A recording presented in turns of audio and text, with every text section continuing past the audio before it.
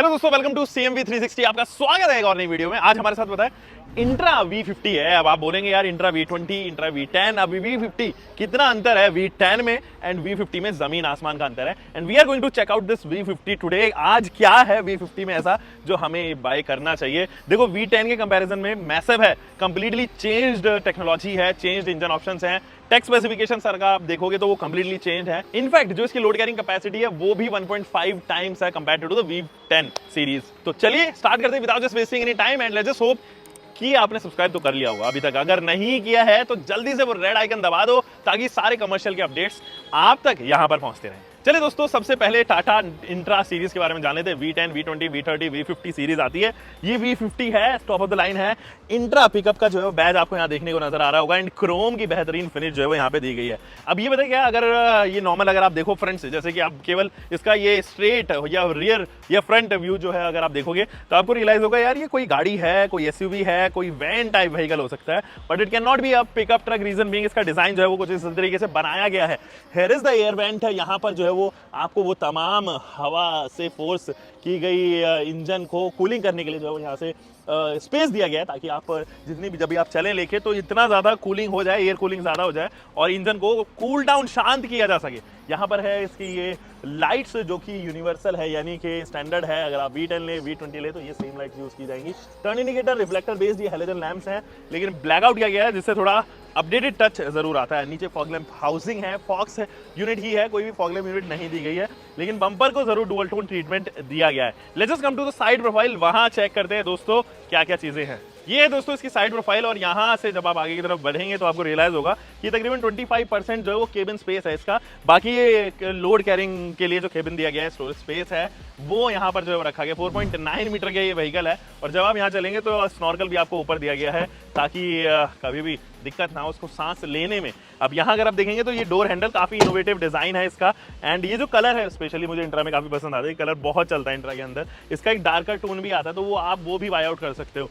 बाकी प्राइसेस मैंने आपके साथ में शेयर नहीं किए हैं, तो इसकी प्राइसेस हैं 8.9 lakh rupees for a non AC variant. अगर आप चाहें तो इसमें एयर कंडीशनिंग यूनिट भी ऑप्ट कर सकते हो, दैट इज क्वाइट ऑप्शनल। अगर आप चाहो तो खरीदो, ना चाहो तो मत खरीदो। ORVM रिमेन सेम, सभी में स्टैंडर्ड ही है। ये ऐसा ही ORVM जो है वो हैंड कंट्रोल आपको जो है वो अंदर बाहर से ही जो है वो उसको यूज करना पड़ेगा। एक फुट स्टेप जरूर दिया गया है विच इज गुड, और टायर प्रोफाइल भी जो है कम्प्लीटली चेंज है।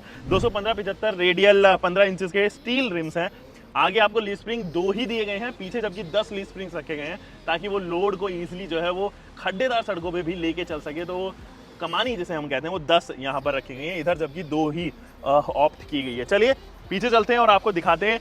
ये है वो storage box, 9.8 feet to be precise, यानी कि लगभग 10 फीट ही हो गए, और इसकी जो विड्थ है वो 5.3 फीट की यहाँ पर रखी गई है। 2600 इसका व्हील बेस भी रखा गया है। जो टर्निंग रेडियस है वो 6.0 मीटर का है, एंड जो ग्रेडेबिलिटी ऑफर की गई है वो 35% की है, जो कि अच्छी मानी जाती है। यहाँ पे यहाँ अगर आप देखेंगे तो टाटा की बैजिंग इधर और इंट्रा पिकअप की बैजिंग इधर दी गई है, एंड यहाँ पर टेल लाइट सेक्शन भी जो है वो आपको रियलाइज होगा वो प्रोटेक्टर दिया गया है। टेल लाइट यूनिट अगेन वो रेगुलर टेल लैंप्स ही हैं, एंड ये उसी तरीके से मूव होने वाले यहाँ पर सिस्टम दिया गया है। नीचे आपको स्पेयर व्हील भी है, रिफ्लेक्टर की टेप।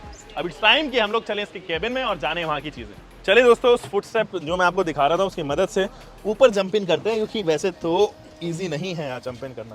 देखो दोस्तों, इंट्रा 50 जो है वो 2 साल की वारंटी के साथ आता है, या 75,000 किलोमीटर जो भी पहले आ जाए, तो आप उस हिसाब से यहाँ पर जो है वो अपनी चीज़ों को कंट्रोल कर सकते हैं। Steering column remain same, wiper का सेट लेफ्ट साइड में है, टर्न इंडिकेटर एंड लाइट्स के जो कंट्रोल है वो राइट साइड में रखे गए हैं। जो इंस्ट्रूमेंट क्लस्टर है वो डिजिटल रखा गया है, डिजिटल ही MID है, जिसमें ट्रिप मीटर्स दिए गए हैं, ऑडोमीटर दिया गया है, temperature gauge and fuel gauge भी यहीं पर दिया गया है। डिस्टेंस टू एम्प्टी जैसे फीचर्स भी आपको मिलते हैं। देखो डैशबोर्ड से याद आया, जिसका सेंटर कंसोल है वो प्रीटी ऑक्यूपाइड है, लेकिन उसको प्रैक्टिकल बनाया गया है। स्टोरेज स्पेसेस है काफ़ी सारी, गियर लीवर आपको इधर ही देखने को नजर आएगा, एंड एक USB स्लॉट भी यहीं दिया गया है। स्टोरेज स्पेस इधर भी जो है वो ऑफर की गई है। यहाँ पर है आपके पास में ग्रैब हैंडल, एंड ये IRVM जो है वो डे नाइट के साथ में नहीं आता है, नॉर्मल IRVM है, और कोई भी डे नाइट नहीं दिया गया है। एक लाइट जो कि लैंप्स हैं, और यहाँ जो है वो सनवाइजर ऑफर किया गया है। अब देखिए V50 में जो है वो आपको एक ही बेंच मिलेगी, एक ही सीट मिलेगी, एंड ये सीट जो है वो काफ़ी कंफर्टेबल हैं। आप चाहें तो इनका रिक्लाइन जो है वो चेंज कर सकते हैं, आपके पास में भी फ्रीडम है, लेकिन ये D+1 के साथ में ही आता है, यानी कि आप 2 ही लोग यहाँ पे बैठ सकते हैं। जबकि V10 के अंदर ऐसा नहीं था, आपके पास में D+2 की फैसिलिटी यहाँ पर ज़रूर थी।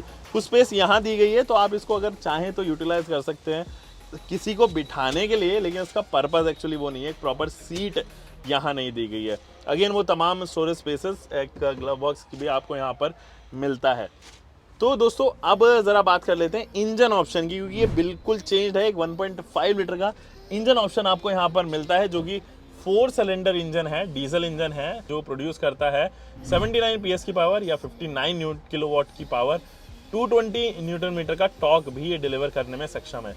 ये पूरी जो व्हीकल है वो 2940 यानी 2.9 टन की है, जबकि 1500 kg का इसका पेइंग लोड है। अगर आप इसका क्रॉस कंपटीशन चेक करें तो आपको अशोक लेलैंड का बड़ा दोस्त एंड यहाँ पर जो है वो बोलेरो पिकअप ट्रक्स या कैंपर्स जो है वो अवेलेबल होते हुए नजर आएंगे। सो जैसे कि मैंने आपको बताया था कि आप AC नॉन AC वेरिएंट में खरीद सकते हैं, but this one being non AC तो कुछ इस तरीके का इसका जो है वो लेआउट नजर आएगा।